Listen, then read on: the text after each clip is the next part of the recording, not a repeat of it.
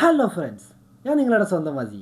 അപ്പോൾ ഇന്ന് ഒരു പുതിയ വീഡിയോ ആയിട്ട് വന്നിട്ടുള്ളത് പ്രധാനപ്പെട്ട കുറച്ച് കാര്യങ്ങൾ പറയാനാണ്. പുതിയ യൂട്യൂബർമാർ തുടങ്ങാൻ ആഗ്രഹിക്കുന്നുണ്ടെങ്കിൽ പെട്ടെന്ന് തുടങ്ങിക്കോളിയും.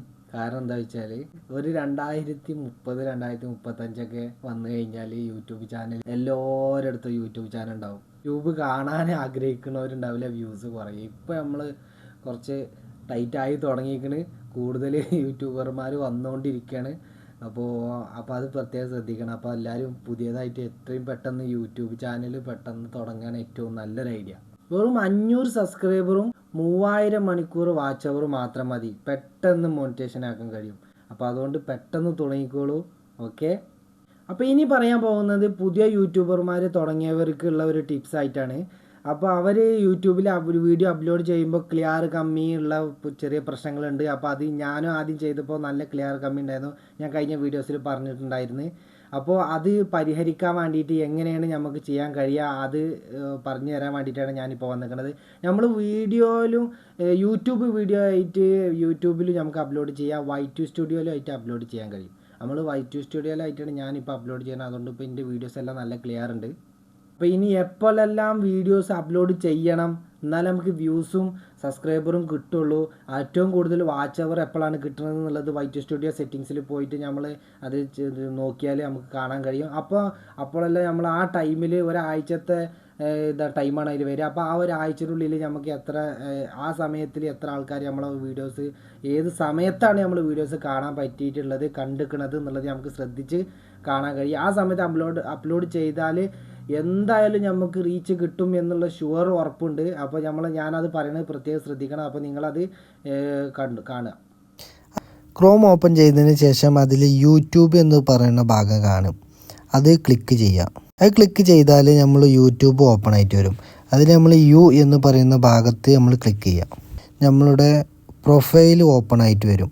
ഈ പ്രൊഫൈലിൻ്റെ ഭാഗം നമ്മൾ ആദ്യം ക്ലിക്ക് ചെയ്യാം. അത് ക്ലിക്ക് ചെയ്താൽ അവിടെ കാണാൻ കഴിയും കസ്റ്റമേഴ്സ് ചാനൽ. അങ്ങനെ ആ പറയുന്ന ഭാഗം നമ്മൾ ക്ലിക്ക് ചെയ്യാം.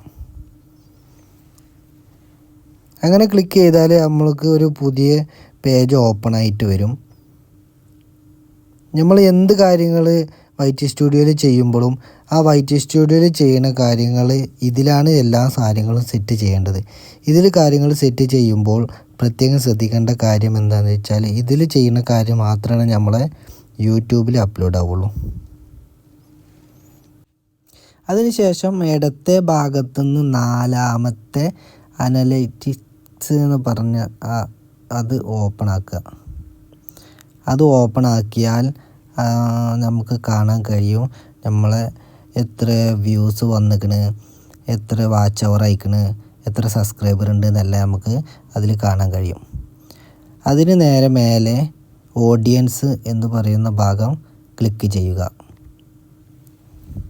അപ്പോൾ നമുക്ക് കുറച്ച് താഴോട്ട് പോയാൽ നമ്മളെ വ്യൂസ് ഏത് സമയത്തൊക്കെയാണ് വ്യൂസ് വന്നത് അതിനുള്ള എല്ലാ സാധനങ്ങളും ഇവിടെ കാണിക്കും. എത്ര സമയത്താണ്, ഏത് സമയത്താണ്. ഇപ്പോൾ എനിക്ക് കാണിക്കുന്നത് 6 മണിക്കാണ് എൻ്റെ ഒരാഴ്ചയായിട്ട് ഏറ്റവും കൂടുതൽ വ്യൂസ് വന്നിട്ടുള്ളത്. 6 മണിക്ക് ശേഷമാണ്. 6 മണി to 7 ആ സമയങ്ങളിലാണ് ഏറ്റവും കൂടുതൽ വ്യൂസ് ഉള്ളത്. മറ്റു സമയങ്ങളൊക്കെ ഉണ്ട്, പക്ഷേ 6 to 7 ഒരാഴ്ചയായിട്ട് എനിക്ക് കൂടുതൽ ഉള്ളത്. പക്ഷേ എനിക്ക് നോട്ട് സബ്സ്ക്രൈബറാണ് കൂടുതൽ വ്യൂസും കണ്ടിട്ടുള്ളത്. സബ്സ്ക്രൈബറായിട്ടുള്ളത് കുറച്ച് ആൾക്കാർ മാത്രമേ ഉള്ളൂ. അപ്പോൾ ഇതിൽ നോക്കിയിട്ട് നമ്മൾ വീഡിയോ അപ്ലോഡ് ചെയ്താൽ, ഈ സമയത്ത് നോക്കിയിട്ട് നമ്മൾ വീഡിയോ അപ്ലോഡ് ചെയ്യുകയാണെങ്കിൽ ഏറ്റവും കൂടുതൽ നമുക്ക് വ്യൂസ് കയറും. അടുത്തതായിട്ട് ഞാൻ ഈ Y2 സ്റ്റുഡിയോയിൽ എങ്ങനെയാണ് വീഡിയോ അപ്ലോഡ് ചെയ്യുക എന്നുള്ളതാണ് കാണിച്ചു തരാൻ പോകുന്നത്. അതിന് നമ്മൾ ഈ മേലെ കാണുന്ന പ്ലസ് എന്ന് പറഞ്ഞ ബട്ടൺ ക്ലിക്ക് ചെയ്യുക. അപ്പോൾ നമ്മളുടെ ഗാലറി ഓപ്പൺ ആയിട്ട് വരും. ഈ ഗാലറിയിൽ നമ്മൾ എഡിറ്റ് ചെയ്ത് വെച്ച വീഡിയോസ് ഏതാണോ ആ വീഡിയോസ് നമ്മൾ സെലക്ട് ചെയ്യുക. ഏത് വീഡിയോസാണോ നമുക്ക് വേണ്ടത് ആ വീഡിയോസ് നമ്മൾ സെലക്ട് ചെയ്യുക. സെലക്ട് ചെയ്ത് കഴിഞ്ഞാൽ നമ്മൾ നോർമലായിട്ട് എങ്ങനെ ചെയ്യുന്നത്, തംബ്നെയിൽ ചെയ്യണമെങ്കിൽ തംബ്നെയിൽ അത് ചെയ്യാൻ കഴിയും. എങ്ങനെയാണ് ചെയ്യണമെന്നുണ്ടെങ്കിൽ അതിൻ്റേതായ സിസ്റ്റം വഴി നമ്മൾക്ക് എല്ലാവർക്കും അറിയാവുന്ന കാര്യമാണെന്ന് വിചാരിക്കണം. അപ്പോൾ ഇതുമാതിരി ചെയ്യുക.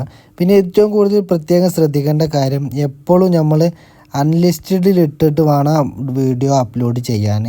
എല്ലാ പ്രോപ്പറായിട്ടുള്ള എല്ലാ കാര്യങ്ങളും കഴിഞ്ഞതിന് ശേഷം മാത്രം നമ്മൾ പബ്ലിക്കാക്കിയാൽ മതി.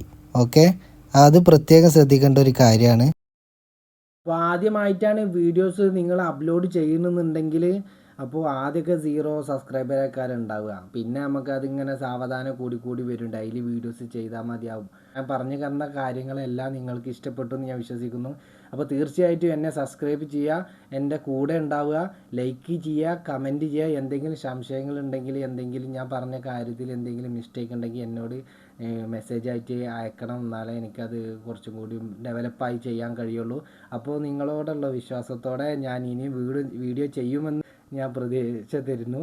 ഓക്കെ, അപ്പോൾ അടുത്ത വീഡിയോ കാണും വരെ വണക്കം.